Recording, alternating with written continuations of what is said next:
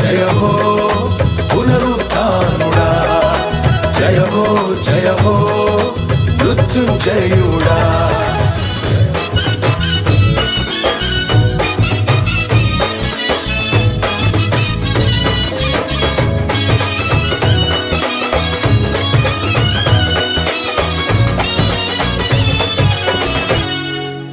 పరిశుద్ధ గ్రంథమైన బైబిల్లో చేతులెత్తుట అనేది ఆరాధించటం, ఆరాధించటం, ఆరాధించటం.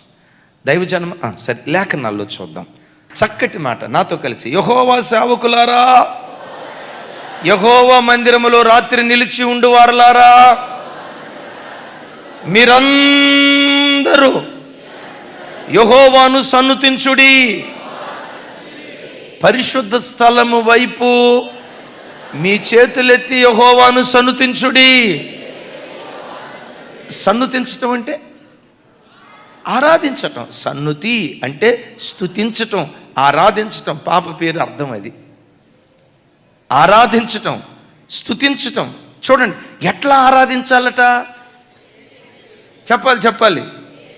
చేతులెత్తి ప్రభువుని ఆరాధించాలట. కొంతమందికి ఆరాధన అంటే ఏంటో తెలుసా? తలకాయ కింద పెట్టి సీటు వెనక సీటు పైకి లేపి, గొడుగులాగా పైకి లేపి గొరకలు పెట్టి నిద్రపోవటం ఆరాధన అనుకుంటారు. ఒక చోట ఇట్లాగే మీటింగ్కి వెళ్ళాం, ఆరాధన అన్నారు. ఆరాధన అనటంతో అందరూ తలకాయ కిందకేసారు, వెనక సీటు గొడుగులాగా పైకి లేపారు. అద్భుతం. మనోడు ప్రార్థన చేస్తున్నాడు. మనోడు ప్రార్థన చేస్తున్నంతసేపు తతిమా వాళ్ళంతా గొరకలు పెట్టి నిద్రపోతున్నారు. మనోడు ప్రార్థన ముగింపులో పక్క ఉంటూ నాకు పోటు పొడిచాడండి, నా ప్రార్థన అయిపోతుందిరా, నీ వంతు వచ్చిందిరా అని. వాడు లేచాడు, ఆడు ప్రార్థన చేస్తున్నాడు, యేసు నామములో అడుగుతున్నాను. నేను ఆరాధన తప్పు అని అంటలా. ఎలా ఆరాధించాలి? చేతులెత్తి ప్రభువుని ఆరాధించాలి, చేతులెత్తి ఆరాధించాలి.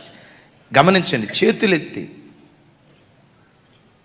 దీన్ని ఏమంటారో తెలుసా? అల్లాడించు అర్పణ, అల్లాడించు అర్పణ, అల్లాడించు అర్పణ. దీన్నేమంటారు? అల్లాడించటం. ఏమంటారు దీన్ని? అల్లాడించటం, అల్లాడించటం, అల్లాడించటం, అల్లాడించు అర్పణ. ఈ అర్పణ ఏమంటాడో తెలుసా? పరిశుద్ధ స్థలము వైపు మీ చేతులెత్తి యెహోవాను ఎప్పుడు సన్నుతించమంటున్నాడు? యెహోవా మందిరములో రాత్రి నిలిచి ఉండు వారలారా. ఏ సమయంలోనట? అద్భుతం.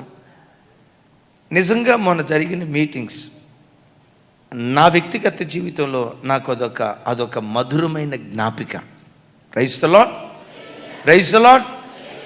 ఆ మీటింగ్ అయిపోయిన తర్వాత ఆత్మదేవుడు నన్ను పురికొల్పింది ఏంటో తెలుసా? 2020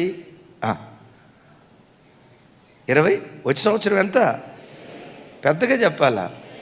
2025 సంవత్సరం మీటింగ్ మాత్రం ఆ పబ్లిక్ గ్రౌండ్లో, ఈ పబ్లిక్ గ్రౌండ్లో కాదు.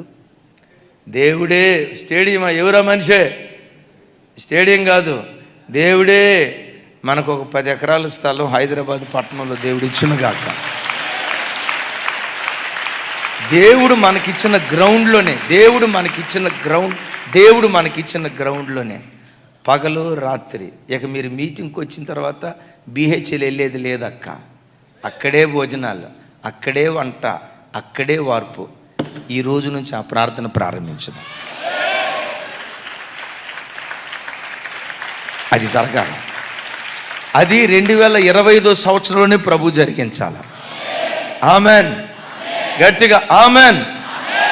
మన మీటింగ్స్ జరిగినాయి కదా, వాళ్ళ పేర్లు నేను చెప్పను, కానీ 2 తల్లులకి నా చేతులు జోడించి నా తల వంచి ఆ తల్లులకు కృతజ్ఞత చెప్తా. ఏంటో చెప్పమంటారా? రాత్రిపూట 7 రోజులు పగలు రాత్రి మందిరంలోనే ఉండి నేను వాక్యం ధ్యానిస్తా, ప్రార్థన చేసుకుంటా, అటు ఇటు తిరిగేటప్పుడు 2 తల్లులు ఎక్కడే మోకరి 7 రోజులు పగలు రాత్రి దేవుని మందిరాన్ని విడిచిపెట్టకుండా రాత్రి అంతా దైవ సన్నిధిలో ప్రార్థన చేశారు. మీరు మీకున్న బిజీని బట్టి ఎక్కువ ఉండేది పని లేని పనే, అంతకు మించిన పెద్ద పనే ఉండదు. అయినా పని లేని పని ఎక్కువ ఉంటుంది కదా. ఆ పనితో మీరు వెళ్ళిపోయారు. ఇద్దరు తల్లులు మాత్రం రాత్రంతా దేవుని మందిరంలో ఉండి మీటింగ్స్ కొరకు మీటింగ్స్ కొరకు ప్రార్థన చేశారు. 7 రోజులు మీరు వచ్చి ప్రార్థన చేశారు. మీరందరూ చేసిన ప్రార్థనే ఈ పట్టణంలో ఆ మీటింగ్ ఒక మధురమైన జ్ఞాపకంగా దేవుడు మిగిల్చాడు. మధురమైన జ్ఞాపకం. యేసయ్యకి మహిమ కలుగును గాక. అయితే ఇక్కడ జ్ఞాపకం చేస్తాను, ఆరాధించేటప్పుడు ఎట్లా ఆరాధించాలి? అట్లాగని చేతులెత్తి ఆరాధించకపోతే ఆరాధన కాదు అని కాదు. ఇలా చేతులెత్తి ఆరాధించడం అనేది ఆరాధనలో ఒక ఉన్నతమైనటువంటి అనుభవం. అక్కడ దాకేందుకు? దేవదూతలు దేవుణ్ణి ఆరాధిస్తున్నారు కదా. దేవదూతలు దేవుణ్ణి ఆరాధిస్తున్నారు కదా. ఎట్లా ఆరాధిస్తున్నారు?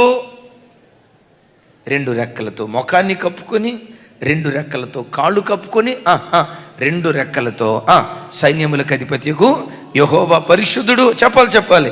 సైన్యములకు అధిపతియగు యెహోవా పరిశుద్ధుడు, సైన్యములకు అధిపతియగు యెహోవా పరిశుద్ధుడని దివారాత్రులు దేవదేవుణ్ణి 2 రెక్కలు అల్లాడిస్తూ రాత్రి బవళ్ళు దేవుని ఆరాధన చేస్తున్నారట. హల్లెలూయా. దైవజనమా, ఆరాధనకు వచ్చినప్పుడు చూడండి, నీకెంత శరీర బలహీనత ఉన్నా 2 చేతులు పైకెత్తి ఆ చేతులు అల్లాడిస్తూ యేసయ్య ముఖాన్ని చూస్తూ ఆయన నీ ఎదుటే ఉన్నారన్న ఆ ప్రత్యక్షత కలిగి, ఆయనే మహిమ కలిగిన సింహాసనాన్ని ఎదుట వేసుకొని నీ ఎదుట ఆసీనుడై ఉన్నాడని ఆ దేవుని చూస్తూ తనివి తీర ప్రభును మనం ఆరాధిస్తే అద్భుతం. దేవదూతల గురించి బైబిల్ ఏమని రాస్తుందో తెలుసా? ఈ దేవదూతలు పరిపూర్ణమైన బలం కలిగిన వారట, పరిపూర్ణమైన జ్ఞానం కలిగిన వారట, పరిపూర్ణమైన సౌందర్యం కలిగిన వారట. అలా చేతులెత్తి ప్రభువుని ఆరాధించు, పరిపూర్ణమైన బలం నీ మీద దేవుడు కుమ్మరించడం ప్రారంభిస్తాడు. శరీరములో ఉన్న ప్రతి బలహీనత యేసు నామములో సమాధి చేయబడినట్లుగా దేవుడు కృప చూపించును గాక. అలా చేతులెత్తి నువ్వు ఆరాధిస్తే, మనసారా ప్రభుని స్తుతిస్తే, పునరుత్థానపు శక్తి నీ మీద దేవుడు కుమ్మరిస్తాడు. మరణాన్ని జయించిన శక్తి నీ లోపల దేవుడు కుమ్మరిస్తాడు. ఓ తెలియని లేడి పిల్లలాగా గంతులు వేస్తూ నాట్యమాడుతూ గృహానికి వెళ్ళటానికి దేవుడు సహాయం చేస్తాడు. ఆరోగ్యం ఎక్కడుంది? ఆరాధనలోనే ఉంది. బలం ఎక్కడుంది? ఆరాధనలోనే ఉంది. జ్ఞానం ఎక్కడుంది? ఆరాధనలోనే ఉంది. పరిశుద్ధత అనే సౌందర్యం, చెప్పాలి పరిశుద్ధత అనే సౌందర్యం ఆరాధనలోనే ఉంది. అందుకని చేతులెత్తి తనువు తీర యెహోవాను సన్నుతించుదుముగాక, యెహోవాను సన్నుతించుదుముగాక. ఆఖరి మాట, చేతులెత్తుట అనగా అర్పించుకొనుట. మోషే సినాయి పర్వతం మీదకి వెళ్ళి చేతులెత్తాడు. ఎప్పుడు చేతులెత్తుతారంటే, నా ప్రయత్నాలన్నీ నేను చేశానయ్యా, ఇక నా వల్ల కాదు, నా ప్రయత్నాలన్నీ ప్రక్కన పెట్టా, పరిపూర్ణంగా నన్ను నేను నీకు అప్పగించుకుంటున్నా. చేతులు ఎత్తటం అనేది పరిపూర్ణంగా దేవునికి అప్పగించుకోవటం. నువ్వు తప్ప నాకు ఇంకొక గతి లేదయ్యా, మీరు తప్ప మరొక ఆధారం నాకు లేదయ్యా, ఇంతకాలం నా స్వప్రయత్నం ఏదో నేను చేశా, నా ప్రయత్నాల ద్వారా నేనేమి సాధించలేకపోయా అయ్యా, ఇప్పుడు నీకు పూర్తిగా సరౌండర్ అయిపోతున్నాను, నన్ను నీకు అప్పగించుకుంటున్నాను అనేది ఎక్కడ ప్రత్యక్షపరచబడిందో తెలుసా? చెప్పండి. ఎట్లాగో చెప్తాను అర్థం అవటానికి. దొంగ పోలీసు ఆయన దొంగను తరుగుతున్నాడు. దీపావళి పిస్టల్ తీసుకొని పేలుస్తున్నట్టుగా యాక్షన్ చేస్తాడు, రకరకాలుగా ప్రయత్నం చేస్తాడు. ఇప్పుడు గమనించండి, పారిపోతున్న దొంగ తన చేతిలో ఉన్న ఆయుధాలన్నీ క్రింద పెట్టేసి ఇట్లా చేతులు పైకెత్తేటప్పుడు పోలీసు ఆయన ఒక మాట అంటాడు. ఏమంటాడు? ఇదన్నీ ప్రక్కన పెట్టి చూడండి,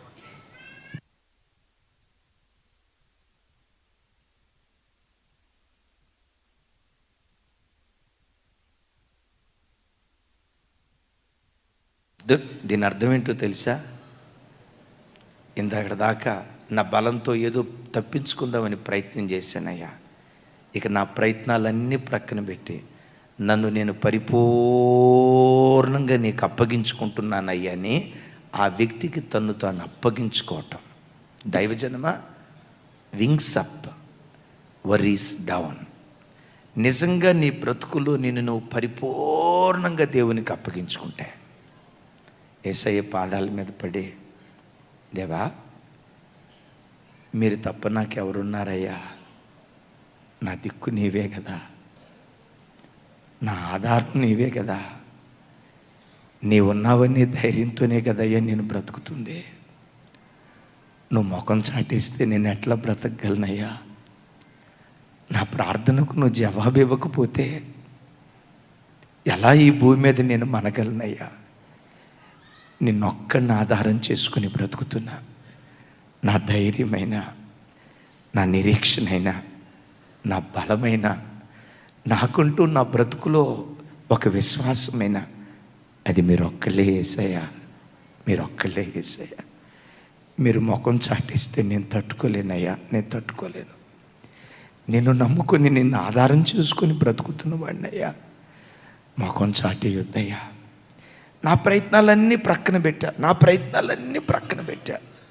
నన్ను నేను పరిపూర్ణంగా నీకు అప్పగించుకుంటున్నా అని నీ ప్రయత్నాలన్నీ ప్రక్కన పెట్టి, ఎప్పుడైతే ప్రభువుకు నిన్ను నీవు అప్పగించుకోవటం ప్రారంభిస్తావో అప్పుడు నీ పోరాట భూమిలో దేవుడు అడుగుపెట్టి తన పరాక్రమాన్ని నీ పట్ల కనపరచడం ప్రారంభిస్తాడు. ఓ మంచి తండ్రి, చక్కటి కుమారులు ఒకరోజు ఆ సముద్ర తీరం గుండా, మొత్తానికి సముద్ర తీరం గుండా వెళ్తున్నారు, నదీ తీరం గుండా వెళ్తున్నారు. పెద్దోడు అన్నిట్లో అందివేసినవాడు, ఈత గీత అన్నీ వచ్చు, తండ్రికి రాదు, చిన్నోడికి రాదు. సరే, చిన్నోడు ఎక్కడో కాలు జారి మొత్తానికి ఆ నదిలో కొట్టుకొని పోతున్నాడు. తండ్రి కేకలేస్తున్నాడు, రేయ్ తమ్ముడు నదిలో కొట్టుకొని పోతున్నాడు రా, నీకేత వచ్చు కదా, దూకేయ్ అంటే, ఆగునానా దూకుతా, ఆగునానా, రే వాడు కొట్టుకొని పోతున్నాడు రా, చావు బ్రతుకుల మధ్యలో ఉన్నాడు, ఆల్రెడీ ఒకసారి మునిగిపోయాడు రా, మరలా రెండోసారి మునిగిపోతున్నాడు రా అంటే, ఆగునానా నువ్వు తొందరపడకు, ఆగునానా నేను దిగుతాగు అని అంటున్నాడు. ఒరే రెండోసారి కూడా మునిగిపోయాడు రా, నువ్వు తొందరగా దూకరా అంటే, నేను దూకను నానన్నాడంట.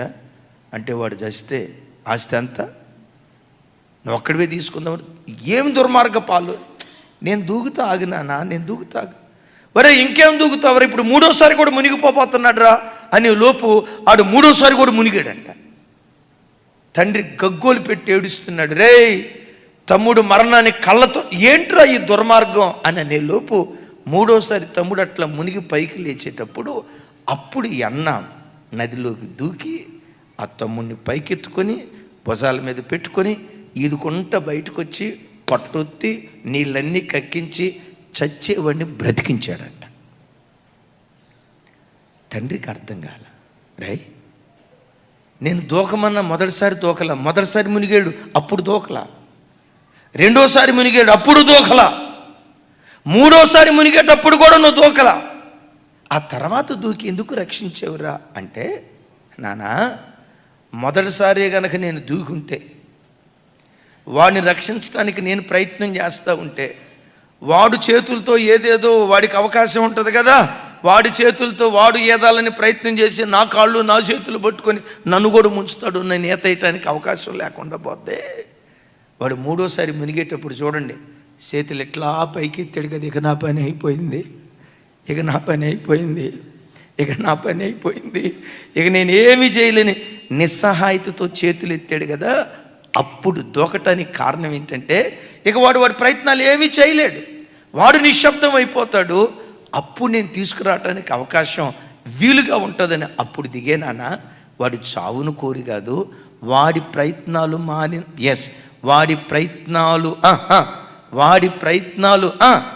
వాడి ప్రయత్నాలు మానినప్పుడే నేను దిగి తీసుకురాగలుగుతా. దేవుడు కూడా, అమ్మా నీ ప్రయత్నాలన్నీ మాని శరణాగతురాలినయ్యా, నీ శరణు జొచ్చా, నీవు తప్ప నాకు ఇంకొక దిక్కు లేదు, నిన్ను ఆధారం చేసుకొని బ్రతుకుతున్న వాడిని పూర్తిగా ఎప్పుడైతే దేవుని మీద ఆధారపడతావో అప్పుడు నీ యుద్ధ భూమిలో దేవుడు అడుగు పెట్టడం ప్రారంభిస్తాడు, అప్పుడు నీ పోరాట భూమిలో దేవుడు అడుగు పెట్టడం ప్రారంభిస్తాడు. ఆయన ఎంత పరాక్రమవంతుడో ఆయన ఆధారం చేసుకొని బ్రతికే ప్రజల జీవితాల్లో ఎలాంటి విక్రమ క్రియలు దేవుడు జరిగించగలుగుతాడో నీ కన్నులారా చూడటానికి దేవుడు సహాయం చేస్తాడు. ఇది ఒక ఎత్తు అయితే ఒక్క నిమిషంలో చెప్తా, కానీ ఇది విలువైన మాట ఒక నిమిషంలో చెప్పకూడదు, సమయానికి ముగించాలని. భక్తుడు అంటాడు కదా, నా ప్రార్థన ధూపము వలె, నేను చేతులెత్తుట నైవేద్యము వలె నీ దృష్టికి అంగీకారముగా ఉండునుగాక. అందరూ నా తట్టు చూడండి. చేతులెత్తుట ఎలా ఉంటుందట? అందరికీ తెలుసు, మనం హైందవ దేశంలో పుట్టిన వాళ్ళం కాబట్టి నైవేద్యం అంటే ఏంటో మనకు తెలుసు. నాతో కలిసి చెప్పండి. చేతులెత్తుట నైవేద్యము వలె నీ దృష్టికి అంగీకారమగునుగాక. చేతులెత్తటం ఎలాంటిదట? నైవేద్యం. నైవేద్యం అని దేన్ని అంటారు? అమ్మా, అక్కడి నుంచి వచ్చిన వాళ్ళమే కదమ్మా. అమ్మా, దేవునికి అర్పించటం. నైవేద్యంగా ఏం అర్పించేవాళ్ళం అప్పుడు? ఏమ్మా తెలియదా? మీ సియోను కోటలకు తెలియదు అనుకుంటా. కడప వాళ్ళకి అద్భుతం, వాళ్ళది కడప. వాళ్ళ వీధి పేరే సియోనుపురం. వాళ్ళ వీధి పేరే సియోనుపురం. రైట్. నైవేద్యం అనే దేన్ని అంటారంటే, అంటే ఒక కోణంలో అసలు నైవేద్యము అంటే అర్పించుకొనుట అని అర్థం, వాస్తవమైన అర్థం. కానీ మన చిన్నతనంలో అన్నం వండిన తర్వాత ఇప్పుడన్నా గుర్తొచ్చిందా లేదా? మొదటి ముద్ద దేవునికి నైవేద్యంగా ఆహారాన్ని సమర్పిస్తారు. పరిశుద్ధ గ్రంథమైన బైబిల్లో ఆహారం దేనికి గుర్తో తెలుసా? దేవుని చిత్తానికి గుర్తు. దేవుని చిత్తానికి గుర్తు. యేసయ్య అంటారు కదా, నా తండ్రి చిత్తము చేయుటే నాకు ఆహారమై ఉన్నది.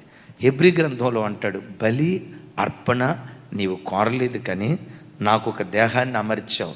2 చేతులు ఎత్తి అంటాడు, ఇదిగో దేవా, నీ చిత్తము చేయుటకే నేను వచ్చి ఉన్నాను. ఎప్పుడు చేతులెత్తి, 2 చేతులెత్తి, అయ్యా నా ఇష్టం నేను నెరవేర్చుకున్నాయా, నీ చిత్తం జరిగించడానికే నా ప్రాణాత్మ శరీరాలు నీ బలిపెట్టి మీద పెడతానయ్యా, సజీవ యాగంగా నేను అయిపోతానయ్యా.